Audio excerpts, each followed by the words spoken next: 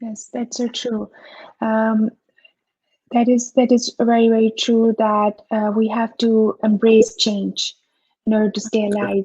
And as you said, that Islam is a progressive religion, and we need to dig deeper and see, where the change needs to happen. So another question that I have is that nowadays it is the need of the time that women must be educated. Um, how would you relate education to entrepreneurship? I think it's a very important point. It is a must. Every Muslim family must send their daughters to, if possible, universities or inspire them to bigger things in life. It's very important. We need representation.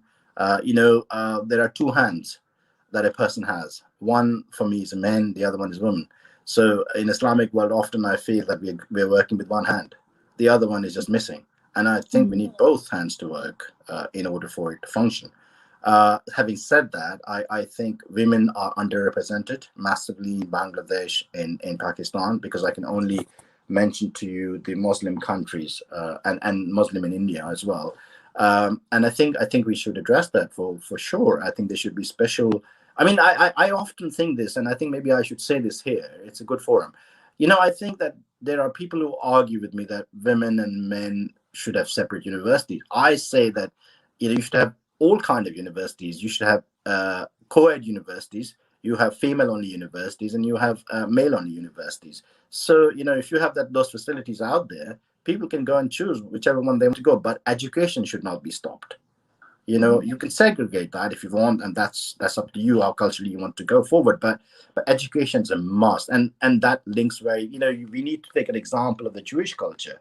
They are 16 to 20 million people, but they've done exceptionally well. 25% of the Nobel Peace Prize winners, Nobel Prize winners, have been Jewish. For a community mm, of 20 million people to come up with 25% of Nobel Prize winners is amazing. I mean, how mm. many Muslims have gone that far? How many women have gone that far? Or how many men have gone that far? Not many, not many. And I think we need to address those things, and we need to take it as a criticism, as a constructive criticism. Is often we try to defend ourselves, which I don't think is right. I think there are weaknesses, and those should be addressed. And women should hold power, definitely, in fields that they excel.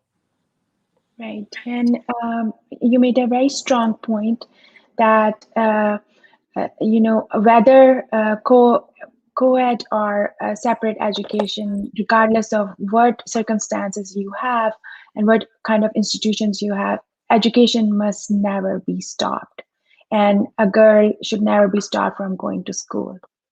I don't think school. I think university. It should be compulsory. It should be compulsory. It's a very sad part that. I mean, I come from a Sufi family myself, and I have cousins. I've got loads of cousins in Ajmer, in India, where we originate from, and I've seen what happens. They are treated like princesses up until matric exams, which is equivalent to GCSEs, I believe, in England, and school leaving exams in America, and then they get married, and basically they're lost, and then they become mothers at the age of 22, 21, and they become grandmothers at the age of 44, 45. And I mean, that is really quite ridiculous, and I think we need to address it.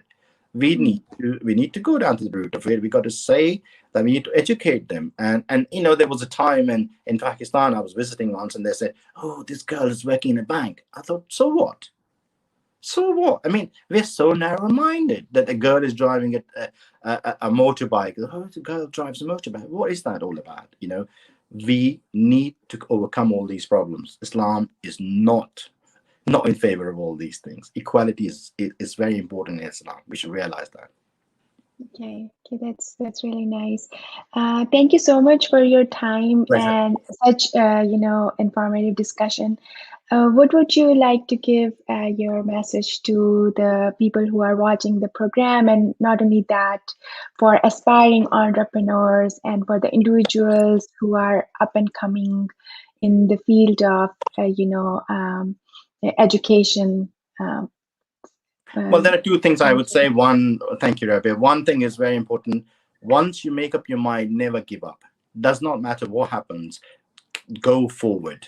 You should have a belief in Allah, And after that, you should just go ahead with it. There is no way you should ever give up.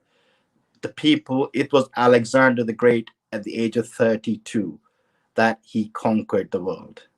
So please do not give up on your dreams. Keep fighting, keep knocking, you'll get through. And secondly, love towards all, malice towards all is what my forefathers said. I would say, branch out to other people, branch out to Jewish people, branch out to Christian people, branch out wherever you can get opportunities, and mingle is the right word with people who believe in God, and move forward. Okay. Thank you so much for taking the time out, and we loved the discussion. And you answered so eloquently to all the questions, and we would love to have you again. And thanks once again. Thank you, Rabbi. I look forward to again meeting you. All right. Okay. Allah Hafiz. Allah Hafiz.